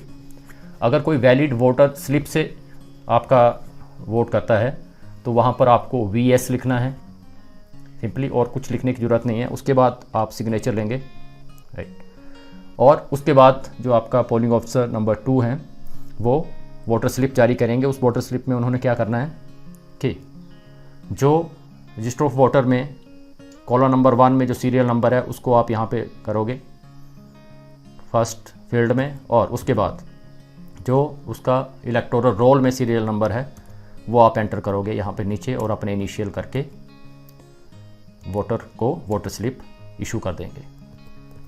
उसके बाद सपोज आपके पास कोई और वोटर आता है नंबर 2 पे, और उसका जो सीरियल नंबर है इलेक्टोरल रोल में वो 45 है, और वो एपिक या वोटर स्लिप के अलावा जो और आपके पास लिस्ट ऑफ अल्टरनेट डॉक्यूमेंट्स हैं for establishing the identity of A voter election commission द्वारा जो जारी की गई है, उनमें से अगर कोई और वो दस्तावेज दिखाता है तो वहाँ पर डिटेल वाले कॉलम में, कॉलम नंबर 3 में आपने उसके नंबर के, जो उसका नंबर होगा उस पर्टिकुलर डॉक्यूमेंट का, उसके लास्ट के 4 डिजिट्स यहाँ पे लिखने हैं और उसके सिग्नेचर लेंगे।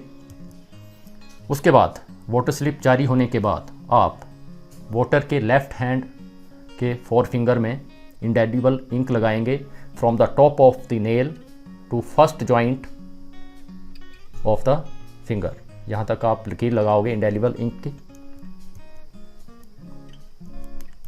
Then comes the duty of polling officer 3। Polling officer 3 क्या करेंगे, वो इंचार्ज होंगे कंट्रोल यूनिट के।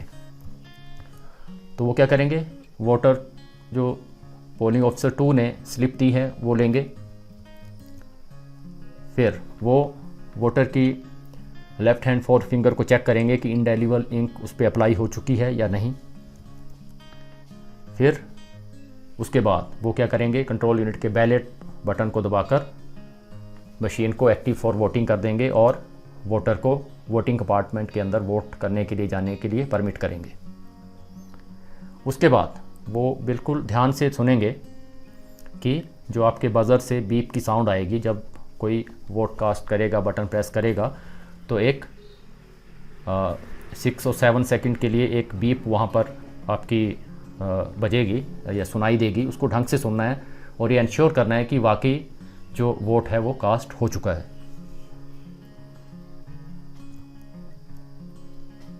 उसके बाद आ जाते हैं इलेक्शन ड्यूटी सर्टिफिकेट के ऊपर। तो जो पोलिंग ऑफिसर्स हैं और जो अन्य आपके चुनाव ड्यूटी में अधिकारी लगे हैं उनको हम क्या करेंगे, पहले रिहर्सल के दौरान आरओ या एआरओ को एपिक जो उनका इलेक्टोरल वोटर आइडेंटिटी कार्ड है वो और अपने जो अपॉइंटमेंट ऑर्डर्स हैं, उनके ड्यूटी ऑर्डर्स हैं, उनकी कॉपी के साथ फॉर्म 12A पर अप्लाई करना है ईडीसी के लिए। दूसरी रिहर्सल के दौरान उनको जो है वो फॉर्म 12B पर इलेक्शन ड्यूटी सर्टिफिकेट जारी किया जाएगा। तो पोलिंग पार्टी और जो भी अन्य कोई एग्जम्प्टेड जो कर्मचारी हैं जिनको कि ईडीसी जारी हो चुका है, उनको ईडीसी जो है वो किसी पोलिंग आपके स्टेशन में जाके प्रिजाइडिंग ऑफिसर को क्या करना है, वो ओरिजिनल में वहाँ पे सबमिट करना है, ठीक है। और साथ में उस वक्त आपके जो पोलिंग एजेंट हैं उनकी उपस्थिति होना भी अनिवार्य है जब कोई ईडीसी प्रोड्यूस करके वोट कास्ट करने आएगा।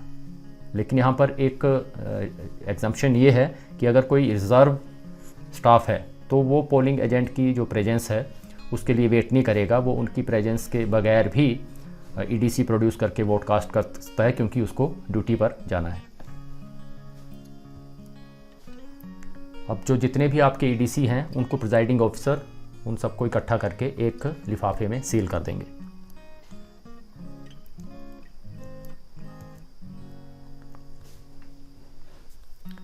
अब इलेक्शन ड्यूटी सर्टिफिकेट से जब कोई मतदाता मत अपना प्रयोग करेगा तो 17A में उसकी किस तरह से आपने एंट्री करनी है।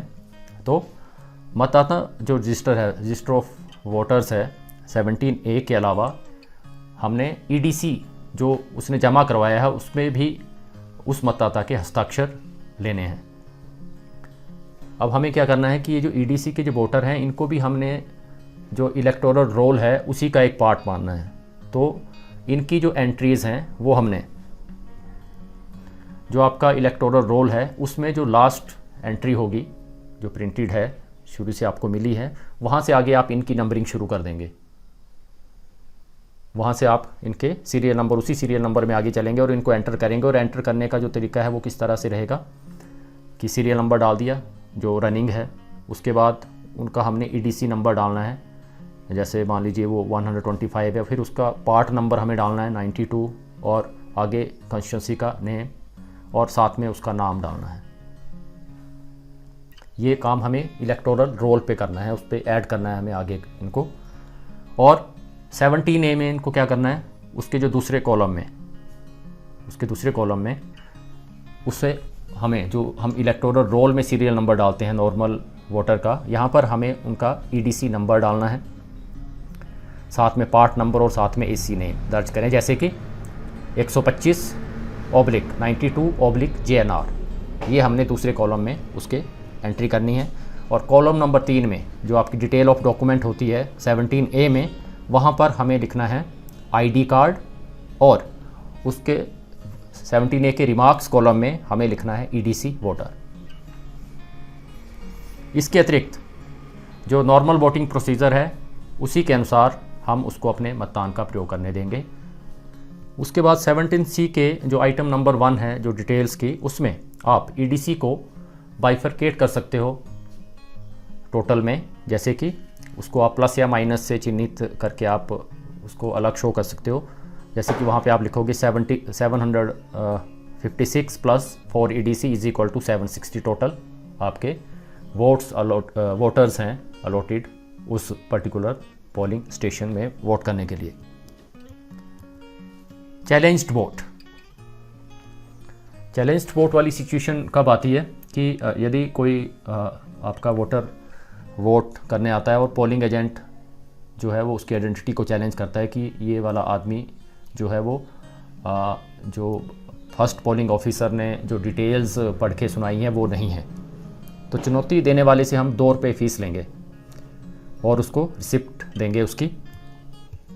उसके बाद form 14 list of challenged vote में उसका हम विवरण भरेंगे और मतदाता के हस्ताक्षर लेंगे।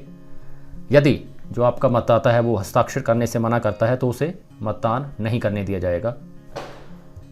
मतदाता के हस्ताक्षर करने पर अगर वो कर देता है तो आप एक छोटी सी एक जांच करेंगे उसके बारे में, और अगर आपकी वो जो चैलेंज है अगर वो सही पाई जाती है तो आप जो आपका उससे फ़ीस आपने ली हुई थी उसको आप वापस कर देंगे और जो वोटर है उसको बोगस वोटिंग करने के आरोप में आप पुलिस के हवाले करेंगे। चुनौती सिद्ध ना होने पर अगर चैलेंज फॉल्स पाई जाती है तो आप उस फीस को वो आप जब्त कर लेंगे और मतदान करने की अनुमति देंगे वोटर को। इस अब जो आपके चैलेंज वोट है वहाँ पर आपको लिस्ट ऑफ चैलेंज वोट में इसका जो डिटेल्स हैं वो किस तरह से फिलअप करनी है तो आपके पास आ जाता है election to the 2 Mandi constituency, कहाँ से 92 नंबर पोलिंग स्टेशन दुल, और किस असेंबली सेगमेंट में है वो 31 JNR में, और प्लेस ऑफ पोल क्या है GMS दुल। एंट्री करेंगे, serial number of entry, serial number क्या है उसका जो आपका वोटर है 23, नेम ऑफ इलेक्टर क्या है Ram Singh, serial number of part का नंबर क्या है 92, electors name in that part Ram Singh, signature उसके लेंगे आप, ठीक है। फिर आप एड्रेस ऑफ पर्सन चैलेंज्ड उसका पूरा एड्रेस यहाँ पे भरेंगे, नेम ऑफ आइडेंटिफायर जिस आदमी को आपने उसकी जो आइडेंटिटी है उसको एस्टेब्लिश करने की हेल्प ली उसके आप यहाँ पे साइन लेंगे, नेम ऑफ चैलेंजर जिसने चैलेंज किया था विजय कुमार पोलिंग एजेंट ने किया था, order of presiding officer, presiding officer ने क्या किया कि मान लीजिए वो चैलेंज फेल हो गई तो चैलेंज फेल्ड, और signature of challenger on receiving refund of deposit, तो यहाँ पर आप लिखेंगे फॉरफिटेड और नीचे डालेंगे डेट और अपने सिग्नेचर करेंगे एंड दैट्स ऑल। उसके बाद एक और हमारे पास सिचुएशन अराइज होती है कि कोई जो वोटिंग प्रोसीजर्स हैं उनको फॉलो नहीं करता है, या तो वोटिंग कंपार्टमेंट्स में फ़ोटो खींचने लग पड़ता है या इस तरह से कोई चीज़ ऐसी करता है जो कि हमारे वोटिंग प्रोसीजर को वायलेट करती है, तो वोटर स्लिप जारी होने के बाद भी अगर कोई मतदाता मतदान प्रक्रिया का पालन करने से इनकार करता है तो हमें क्या करना है, वोटर स्लिप को उससे वापस लेना है और उसको कैंसिल करना है। और 17A में संबंधित एंट्री के रिमार्क कॉलम में जो उसकी एंट्री हो चुकी है उसके रिमार्क्स कॉलम में हमें लिखना है not allowed to vote, voting procedure violated दर्ज करें, नीचे अपने हस्ताक्षर करें। और ऐसी स्थिति में आपने ये नहीं सोचना है कि अगर ये इसका वोट नहीं हुआ है तो हम इसकी जो नंबरिंग है वो चेंज कर दे 17A, वो एंट्री आपने वहाँ पे वैसे ही रहने देनी है। अब जब भी इस तरह से not allowed to vote, voting procedure violated वाला है तो उसकी 17A में जो एंट्री है वो हम कैसे करेंगे, ये एंट्री उसकी पहले हो चुकी होगी और रिमार्क कॉलम में आपने लिखना है not allowed to vote, voting procedure violated और साथ में अपने सिग्नेचर करने हैं। उसके बाद एक और सिचुएशन हमारे इस तरह से ऑकवर्ड अराइज होती है, वो कैसा होता है कि मतदाता रजिस्टर में एंट्री होने के बाद भी, वोटर स्लिप जारी होने के बाद भी कोई अंदर जाके बोलता है कि मुझे वोट नहीं करना है, तो आप उसको कंपेल नहीं करेंगे कि वो वोट दे ही दे। 17A में उसकी जो एंट्री हो चुकी है उसके रिमार्क कॉलम में फिर से आपने एक और वहाँ पे फ्रेज़ लिखना है, that is refused to vote, वहाँ पे आपने दर्ज करना है और नीचे आपने वोटर के सिग्नेचर ले लेने हैं। ऐसी स्थिति में भी आपको 17A में जो सीरियल नंबर है उसको कोई छेड़छाड़ करने की ज़रूरत नहीं है, उसको वैसे ही चलने देंगे। अब ऐसी स्थिति में जब ये रिफ्यूज़ टू वोट या आपका नॉट अलाउड टू वोट, ऐसी स्थिति अगर आपके लास्ट में आए, लास्ट वोटर के मामले में, तो उस वक्त तक आपकी जो मशीन है वो आपने बैलेट करने के लिए उसको तैयार कर दिया था, वो रेडी स्टेट में थी। तो अब आपके जो बाकी के फंक्शन हैं वो उसमें नहीं हो पाएंगे, जो पोल है आपका क्लोज नहीं हो पाएगा। तो उस वाली स्थिति में आपने क्या करना है कि कंट्रोल यूनिट को पावर ऑफ करना है और वीवीपैट को डिस्कनेक्ट कर देना है, क्योंकि पोल तो ख़त्म हो चुका है। ये लास्ट आपका वोटर है जिसने कि ये किया कि जो आपकी मशीन थी वो बैलेट के लिए तैयार थी लेकिन उसने रिफ्यूज़ कर दिया या आपने ही किसी को अलो नहीं किया। तो ऐसी स्थिति में कंट्रोल यूनिट को पावर ऑफ करें, वीवीपैट को अलग करें और उसके बाद कंट्रोल यूनिट को फिर से पावर ऑन करें और उसके बाद आपके जो ये टोटल बटन हैं और ये सारे बटन आपके काम करेंगे। तो वहाँ से आप टोटल बटन दबा के अपना जो टोटल है वो लास्ट चेक कर सकते हो। अब इस तरह से मतदान करने से इनकार करने वाले जो आपके मतदाता हैं उनकी 17E में एंट्री एक बार देख लेते हैं। मान लीजिए कोई 120 नंबर सीरियल नंबर वाला है और वो किसी और एपिक और वोटर स्लिप के अलावा किसी और से उसने किया है मतदान, तो डिटेल में उसके लास्ट के 4 डिजिट आएंगे और यहाँ पर आप उसके साइन लेंगे और रिमार्क में लिखेंगे रिफ्यूज़ टू वोट और फिर से उसके साइन वहाँ पर लेंगे। Then comes next situation, that is standard vote.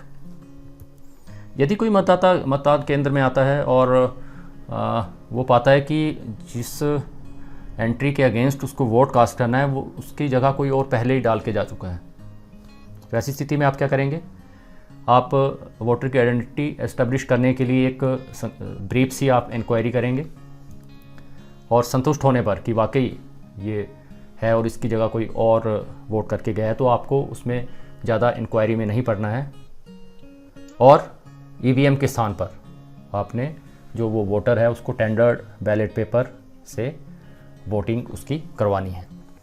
Tendered ballot paper को जो आपको लिफाफा दिया होगा इसके लिए स्पेसिफिकली उसमें उसको डालना है और उसको सील करना है।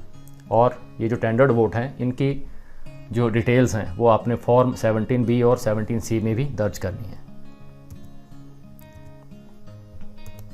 तो यहाँ पर हम आ जाते हैं टेंडर्ड वोट, जो लिस्ट ऑफ टेंडर्ड वोट हैं उसको हम कैसे प्रिपेयर करेंगे। तो यहाँ पर election to the house of people from 2 Mandi, 92 polling station Dhul, part number 92 और मान लीजिए name of elector Anil Kumar, serial number of elector in electoral roll suppose 117। उसके बाद वो वाला वोटर जिसने कि इस वोटर की जगह पे पहले से ही वोट डाल दिया है उसका वोटर ऑफ रजिस्टर में भी एंट्री हुई है, वो उसका सीरियल नंबर क्या था, सपोज वो 34 पे चला गया करके, और उसके बाद आप जिस आपका इलेक्टर है उसके सिग्नेचर ले लेंगे। उसके बाद हमारे पास आते हैं ब्लाइंड एंड इन्फॉर्म वोटर्स। तो जो आपके ब्लाइंड और इन्फॉर्म वोटर्स हैं, अंधे और शिथिलांग वोटर, उनको आप वोट करने के लिए सहायक की सहायता लेने के लिए अनुमति प्रदान कर सकते हो, बशर्ते कि जो पोलिंग एजेंट बैठे हुए हैं या कोई जो कर्मचारी हैं वो उसके साथी के रूप में उसकी सहायता नहीं कर सकते उसका वोट डालने में। जो कंपेनियन है, जो सहायक है, उसका वो 18 वर्ष से उसकी आयु जो है वो कम नहीं होनी चाहिए। एनेक्स 10 में सहायक से आप डिक्लेरेशन लेंगे। सहायक मतदाता के साथ मतदान कक्ष में प्रवेश कर सकता है। एक ही व्यक्ति एक बार से अधिक मतदाताओं का सहायक नहीं बन सकता। एक बार सहायक बन गया वो दूसरी बार दूसरे का नहीं बनेगा उस पर्टिकुलर मतदान के दिन। और इनका आपने ब्यौरा जो है वो फॉर्म 14A, 17B और 17C में दर्ज करना है। अब यहाँ पर वही बात आ जाती है फिर से कि ब्लाइंड और इन्फॉर्म इलेक्टर हैं, उनसे आपने पहले डिक्लेरेशन लेनी है। तो वो वाली डिक्लेरेशन हम किस तरह से फिलअप करेंगे। तो यहाँ पे आपका 31 JNR assembly constituency within 2 Mandi parliamentary constituency, serial number and name of polling station 92 Dhul. I suppose वो जो आपका कंपेनियन है उसका नाम Avinash son of Shri Ramlal, age 22 years, resident of उसका पूरा यहाँ पे एड्रेस आएगा। और वहाँ पे वो डिक्लेयर करेगा कि उसने आज जो है वो किसी भी अन्य वोटर के कंपेनियन के रूप में कार्य नहीं किया है। और साथ में मैं जिस पर्सन के लिए वोट में हेल्प कर रहा हूँ उसकी स्क्रेसी ऑफ वोट जो है उसको मैं वायलेट नहीं करूँगा। और उसके आप सिग्नेचर लेंगे। उसके बाद इन्हीं जो कंपेनियंस हैं इनकी आपकी लिस्ट बनेगी, list of illiterate blind and infirm voters. तो फिर से election to the house of people from 2 Mandi constituency, number and name of polling station 92 Dool in 31 JNR assembly constituency, name of place of poll जो है वो that is GMS Dool, part number and serial number of elector, part number 92 और उसका serial number उसमें 23, full name of elector Shyam Singh suppose, full name of companion Avinash, address of companion आपने डाल दिया, signature of companion आप यहाँ पे लेंगे एंड दैट्स ऑल। उसके बाद आपके पास ऐसे वोटर्स आ सकते हैं जिनकी आपको लगे कि ये इनकी आयु कम है, 18 साल नहीं है। तो उसके लिए आप क्या कर सकते हो कि यदि कोई मतदाता आपको लगता है कि वो 18 साल से कम का है तो आप क्या करेंगे, उसकी पहचान और इलेक्टोरल रोल में नाम शामिल होने की पुष्टि करेंगे कि वाकई इसका नाम एंटर है इसमें, और उसके फ़ोटो वगैरह और उसको आप वहाँ पे जांच करेंगे। फिर एक फॉर्म में उससे आप डिक्लेरेशन लेंगे उसकी आयु के संबंध में कि मैं जो हूँ वो 18 साल से ऊपर का हूँ। तो वो जो आपकी डिक्लेरेशन होगी वो ये रही, form of declaration by elector about age. तो इसमें आपने कि I hereby declare the affirm that my age was more than 18 years on the first day of January 2021, 1 जनवरी 2021 को जो मेरी एज है वो मोर देन 18 ईयर्स है। और इसी तरह से उससे लेके तो आप इलेक्टर के सिग्नेचर लेंगे, उसके father name, part number of electoral role, उसका सीरियल नंबर क्या है उसमें, डेट, और उसके बाद आप अपने साइन अफिक्स करोगे, डेट डालोगे और number and name of polling station 92 दूल। उसके बाद इन्हीं इलेक्टर्स की जो कि अंडर एज दिख रहे थे, list related to under aged electors, उनकी आपने लिस्ट देनी है। House of election to house of people from 2 Mandi, number and name of polling station 92 Dhul, name of elector, part number and serial number in electoral roll 92,65 suppose, age as entered in electoral 19, age as assessed जो आपको लगी थी कि वो 16 साल का है, और ये वाली डिटेल भर के तो आप नीचे डेट और अपने सिग्नेचर एफिक्स करोगे। नेक्स्ट इज AST वोटर का मतदान हेतु आना। AST means absentee, shifted and dead voters. तो वैसे ये आने नहीं चाहिए क्योंकि ये मतलब they have been removed from the electoral roll for the obvious reasons कि शिफ्ट हो गए हैं, एब्सेंट हैं, डेड हैं, मर गए हैं। लेकिन फिर भी इनमें से कोई अगर आ जाए, क्लेम करे कोई, तो आप एपिक या अन्य जो अल्टरनेटिव डॉक्यूमेंट्स हैं उनकी हेल्प से आप बड़ी सख्ती से जांच करेंगे उसकी आइडेंटिटी को एस्टेब्लिश करने में। और इससे संबंधित जो आपको डिक्लेरेशन फॉर्म दिया होगा उस पर उसके हस्ताक्षर करवाएंगे, ठीक है। और इस ऐसे मतदाताओं में आपने रखना है कि उनके 17A रजिस्टर में सिग्नेचर के साथ साथ अंगूठे का निशान भी आपने लेना है, थंब इंप्रेशन भी उसका लेना है ऐसे वोटर का। मतदाता का आपने डिटेल्स जो हैं वो एक जगह नोट कर लेनी है। That comes next situation, challenge to VVPAT 49MA। तो यदि क्या करता है कि आपको पता है कि वीवीपैट क्या हमें वो प्रिंटेड आपको वो बताती है, वहाँ पर एक स्लिप थोड़ी देर तक वो रहती है कि आप देख सकते हो कि आपका वोट वाकई जिस उम्मीदवार को आपने डाला है उसको पड़ा कि नहीं। अब कोई वोटर अंदर जाता है और वो बोलता है कि मैं अंदर गया था और मैंने किसी और को वोट डालना था लेकिन वीवीपैट में वो कोई और है, मीन्स मैंने जिसको वोट डालना था उसको वोट पड़ा ही नहीं। तो उससे इस संबंध में डिक्लेरेशन पर हस्ताक्षर करवाएं, वो उसको ये भी बोल दें कि ऐसा होता नहीं है, और अगर आप झूठी शिकायत करोगे तो मतदान में व्यवधान डालने की एवज में दंड के प्रावधान भी आप उसको बता दें, और उस डिक्लेरेशन में भी वो रहता है।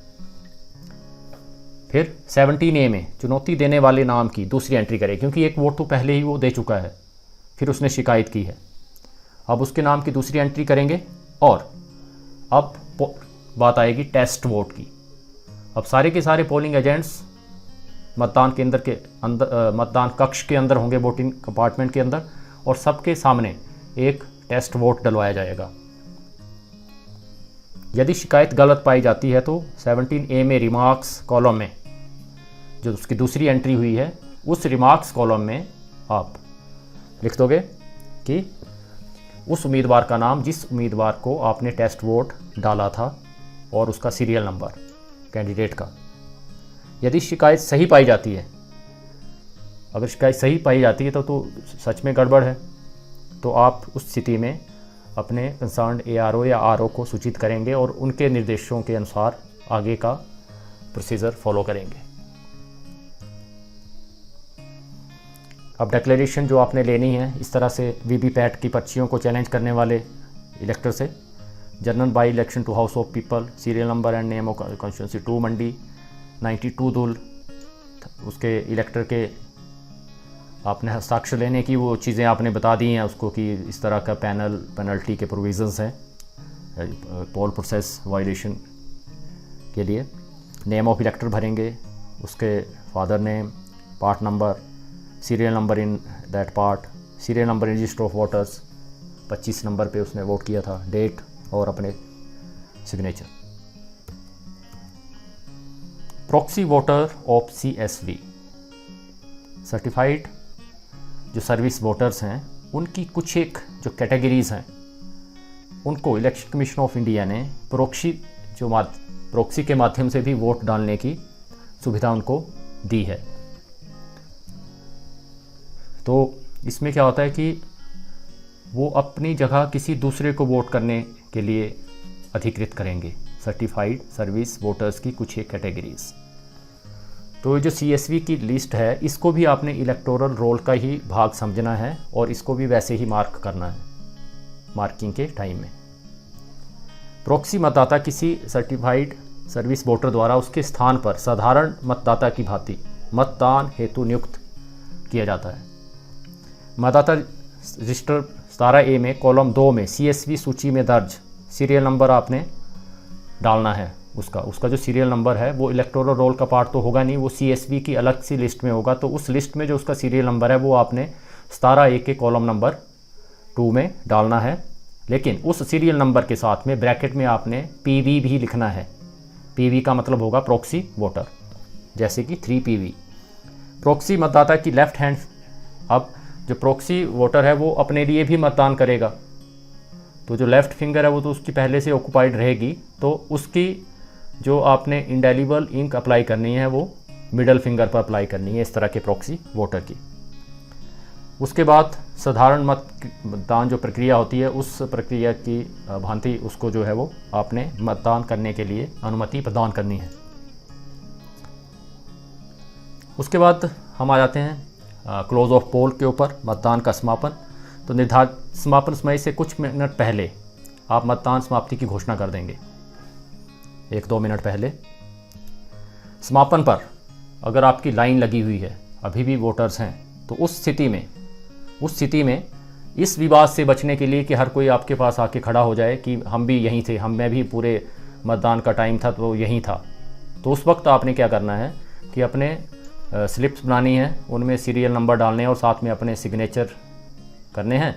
और जो भी उस वक्त लाइन में लोग लगे हैं उसमें सबसे पीछे वाले से शुरू करके serial number 1, serial number 2, serial number 3 और शुरू तक आपने पर्चियाँ बांट देनी है। और उसके बाद बिना पर्ची के किसी भी व्यक्ति को मतदान नहीं करने देना है। डिक्लेरेशन एट द एंड, मतदान के अंत में डिक्लेरेशन पढ़कर सुनानी है हमने, और उस पर अपने भी साइन करने हैं और पोलिंग एजेंट्स के भी साइन लेने हैं।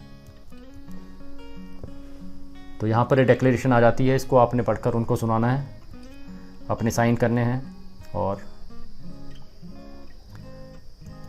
उसके बाद आपने जो पोलिंग एजेंट्स हैं उनके भी यहाँ पर साइन लेने हैं। विजय किस कैंडिडेट का वो एजेंट है, राधेश्याम। सुरेश किस कैंडिडेट का वो एजेंट है, बलबीर सिंह का। उसके बाद ऐसे कैंडिडेट्स जो कि आपने पीछे declaration at the end of the poll की, तो उसमें डिक्लेरेशन में हमने साथ साथ में उनको 17C की जो कॉपीज़ हैं वो भी देनी है। तो अब कुछ एक जो एजेंट्स हैं, कोई ऐसा है कि उन्होंने जो है वो 17C की कॉपी जो है उसको लेने से इनकार किया, तो उनके आप नाम यहाँ पे दे सकते हो अगर कोई है तो। और उसके बाद आप तारीख समय डालिए और साइन करिए। EVM को क्लोज व सील करना, टोटल बटन दबाएं, एजेंट को टोटल बताएं, फॉर्म 17C में रिकॉर्ड करें और फिर क्लोज बटन दबाएं, क्योंकि अभी तक जो आपका जो क्लोज बटन है उसमें वो प्लास्टिक का कवर होता है, तो वो आप खोल के क्लोज बटन दबाएंगे। EVM को हम क्या करेंगे, उसके बाद सील करें। फॉर्म 17C की उपस्थित पोलिंग एजेंटों की संख्या के अतिरिक्त 4 और प्रतियां आप तैयार कर लें, ठीक है। और जो पोलिंग एजेंट वहाँ पे हैं उनको 17C की अटेस्टेड कॉपियाँ जारी करें। 17A रजिस्टर को भी क्लोज्ड, लास्ट जो एंट्री है उसके बाद लिख के अपने साइन करके उसको भी क्लोज करें और अपने हस्ताक्षर करें। उसके बाद डिक्लेरेशन करें आप, जब आप अपनी मशीन को सील कर चुके हैं उस पर खुद भी हस्ताक्षर करें, पोलिंग एजेंट्स के भी हस्ताक्षर लें। और ये जो आपकी डिक्लेरेशन है वो इस तरह की रहेगी। Declaration after sealing of the voting machine कि I have affixed my seals, I have allowed the polling agents who are present at the polling station at the close of poll to affix their on carrying cases of the control unit ballot, जो भी आपने करवाया। और यहाँ पे आप अपने जो है वो तारीख और समय भरेंगे, सिग्नेचर लेंगे।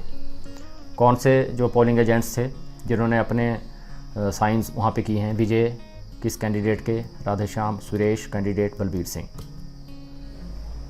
और किन लोगों ने अपने सिग्नेचर करने से इनकार किया, उनके अगर कोई हैं तो लिखें, otherwise date, time and signature. Form 17C को भरना, 17C को हम कैसे भरेंगे ये बहुत इंपॉर्टेंट है। यहाँ पर हम आ जाएंगे election to the house of people from 2 Mandi constituency. यहाँ पर आपका number and name of polling station 92 Dhul, control unit number, ballot unit number, VVPAT number, total number of electors assigned to the polling station 756 plus मान लीजिए 4 EDC वाले थे equal to 760। Total number of votes as entered in register for voters 525। Number of voters deciding not to record votes under 49O, जिन्होंने कि आपका refuse किया vote करने से 5। Number of voters not allowed to vote under 49M, जिन्होंने कि violet किया procedure को, मान लीजिए वो 2 थे। ऐसा बहुत कम केसेस होते हैं, लेकिन हम for the purpose of illustration यहाँ पर इनको डाल रहे हैं। उसके बाद टेस्ट वोट्स रिकॉर्डेड, जो आपकी वीवीपैट को जिन्होंने चैलेंज किया था उनके जो टेस्ट वोट आपने डाले हैं वो कितने थे, सपोज़ वो 1 हैं, क्योंकि वो एक्स्ट्रा वोट हो जाएगा आपकी मशीन में, राइट। तो उसके बाद serial number of elector in form 17A में किस सीरियल नंबर के तहत उसकी एंट्री हुई थी। Candidates for whom test votes cast, किस कैंडिडेट को टेस्ट वोट डाला गया, सीरियल नंबर 2 वाले को राधे श्याम, और नंबर ऑफ वोट्स कितने पड़े, 1। उसके बाद total number of votes recorded as per machine 518। ठीक है, टेस्ट वोट की वजह से एक जो वोट है वो इसमें अब एक्स्ट्रा है, लेकिन वो आपने इसमें ऐसा नहीं सोचना है कि अभी वो 17A से मैच नहीं खाएगा, क्योंकि 17A में भी उसकी 2 एंट्रीज़ हैं, तो आपका 17A से अभी भी ये मैच करेगा। 17A से ये मैच जो डिफरेंस आएगा वो आएगा जो हमारे ये सीरियल नंबर 3 और सीरियल नंबर 4 पे हैं, कि जिन्होंने रिफ्यूज़ किया या जिनको आपने अलो नहीं किया, ये डिफरेंस रहेगा आपकी vote control unit voting machine में नंबर ऑफ वोट्स और 17A में। तो अब आप यहाँ पे आएंगे 7 में कि जो आपका 2 - 3 - 4 है, 525 - 5 - 2, वो जो है वो नंबर 6 में जो आइटम है उसके साथ मैच करता है कि नहीं करता है। तो 525 में 5 के 520 में से 2 गए 518, और 6 पे भी 518 है, तो ये टैली करते हैं। तो आपने यहाँ पे क्या लिखा, yes. Number of votes to whom tendered ballot papers were issued under, suppose कितने थे, 2 थे। तो आपको जो बैलेट पेपर मिले थे, मान लो वो मिले थे सीरियल नंबर A201 से। ये सारे इलस्ट्रेटिव के लिए, वहाँ पे आपके नंबर कुछ और तरह के हो सकते हैं। Issue to electors A201 A202, 2 ही आपने इशू किए। रिटर्न कौन से किए, फ्रॉम 203 to 205। उसके बाद account of paper seals, total number 3, serial number AA201 से AA203, paper seal used 1, AA201 सिर्फ 1 ही यूज़ हुई, अनयूज्ड 2, 202 से लेके 203, डैमेज्ड पेपर सील्स कोई नहीं। और उसके बाद हर एक एंट्री में आपने जो पोलिंग एजेंट हैं उनके सिग्नेचर ले लेने हैं, और उसके बाद आप फिर से डेट एंड प्लेस और अपने सिग्नेचर, पोलिंग स्टेशन का नंबर 92। नेक्स्ट जो एक बहुत इंपॉर्टेंट डॉक्यूमेंट हम उस दिन भरेंगे वो है प्रिजाइडिंग ऑफिसर डायरी। तो इसको हम किस तरह से भरेंगे, name of constituency 2 Mandi, date of poll 30/10/2021, कैसी बिल्डिंग है वो, गवर्नमेंट बिल्डिंग है, मोस्टली गवर्नमेंट होगी। इलेक्ट्रॉनिक वोटिंग मशीन यूज्ड, उसमें जो कंट्रोल यूनिट है वो 1 यूज़ हुई, उसका नंबर क्या है, बेल्ट BU कितने यूज़ हुए, उनके नंबर क्या है, नंबर ऑफ़ पेपर सील्स कितनी हुई, नंबर ऑफ़ जो आपके सीरियल नंबर हैं उनके वो क्या हैं, 201 से लेके 203 तक। Number of special tags supplied 3, क्या क्या उनके सीरियल नंबर हैं, कौन से कितने यूज़ हुए, उसका सीरियल नंबर क्या है यूज्ड का, जो रिटर्न किया उनके सीरियल नंबर। वैसा ही स्ट्रिप सील्स में 3 इशू हुई, इतने इतने नंबर की, 1 यूज़ हुई, सीरियल नंबर ऑफ स्ट्रिप जो यूज़ है उसका आपका सीरियल नंबर, और जो अनयूज्ड हैं उनके सीरियल नंबर। उसके बाद वीवीपैट में नंबर ऑफ प्रिंटर, हमने वीवीपैट कितने यूज़ किए, 1, सीरियल नंबर ऑफ वो ये उसका है न, जो आपके नंबर ऑफ़ कैंडिडेट कितने जो कैंडिडेट हैं उन्होंने पोलिंग एजेंट आपके पोलिंग स्टेशन में अपॉइंट किए थे 2, number of polling agents present at commencement of poll 2, number of agents who arrived late कोई नहीं, number of polling agents present at the close of poll 2, total number of voter assign to the polling station 756 + 4 EDC is equal to 760, number of electors allowed to vote according to marked copy of electoral roll 524। ठीक है, क्योंकि एक जो आपका vote था वो test vote भी था। Total number of electors as entered in register of voters 525, तभी आपका फ़र्क पड़ रहा है वहाँ पे टेस्ट वोट की वजह से, उसकी डबल एंट्री वहाँ पर हुई है। Number of votes recorded as per voting machine 518, number of votes decided not to record vote if any, तो वो कितने थे, 5। Signature of first polling officer यहाँ पे करवाएंगे, signature of polling officer incharge of register voter जो है उनके यहाँ पे आप सिग्नेचर लेंगे और आगे बढ़ेंगे। Number of electors who voted, man 243, women 274, third gender कोई नहीं, टोटल यहाँ पर भी आप जो हैं वो अपने जो EDC वाले वोटर्स हैं उनको मैन वुमेन और टोटल में अगर बाइफरकेट करके बताएंगे तो वो ज़्यादा अच्छा रहेगा। चैलेंज्ड वोट कोई नहीं। नंबर ऑफ पर्सन हुआ है voted on production of election duty certificates 2।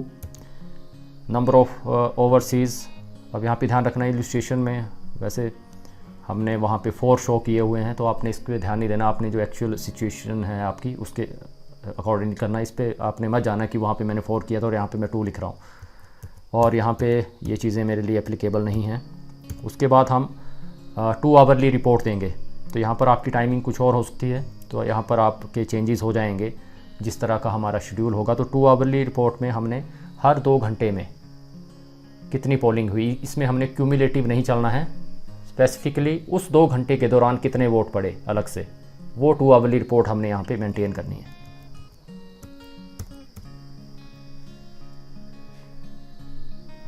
उसके बाद number of slips issued at the closing of, जब आपकी लाइन में लोग थे तो आपने कितने वहाँ पे क्यू पे लोग खड़े थे, कितनों को स्लिप इशू की। तो सपोज़ मैं फ़िलहाल इसको ऐसे ही रखता हूँ कि नॉट एप्लीकेबल।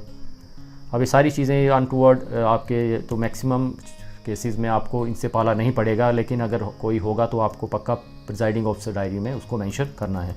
तो इन सबको मैं डैश करते हुए आगे बढ़ता हूँ, और यहाँ पर भी ये सारी के सारे अनटूवर्ड इंसिडेंसीज हैं जो कि मोस्ट प्रोबेबली आपके साथ नहीं होंगे। और whether the declaration has been made before the commencement poll, declarations आपने की हैं, आपने यस प्लेस टूल डेट 30/10/2021 और अपने सिग्नेचर करोगे।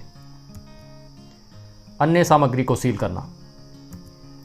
पैकेट 1 स्टैट्यूटरी जो आपके कवर्स हैं ग्रीन, तो इसमें आपके क्या क्या आएंगे, sealed cover containing mark copy of electoral roll, sealed cover containing used voter slips, sealed cover containing unused standard ballot papers, sealed cover containing used standard ballot papers and the list of form in 17B.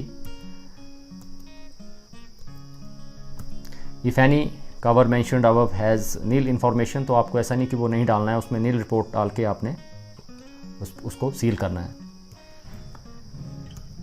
Packet number 2 जो होगा वो होगा non statutory आपके जो covers हैं yellow colour के, copy of electoral role other than marked copy, appointment letters of polling agents in form 10, cover containing list of challenged votes form 14, cover containing election duty certificates in form 12B, list of blind and inform electors in 14A and the declaration of the companion, declaration obtained from electors as to their age and a list of such electors in Annexure 11, receipt book and cash if any in respect of challenged votes, unused and damaged paper seals, unused voter slips, unused and damaged special tags, unused and damaged strip seals।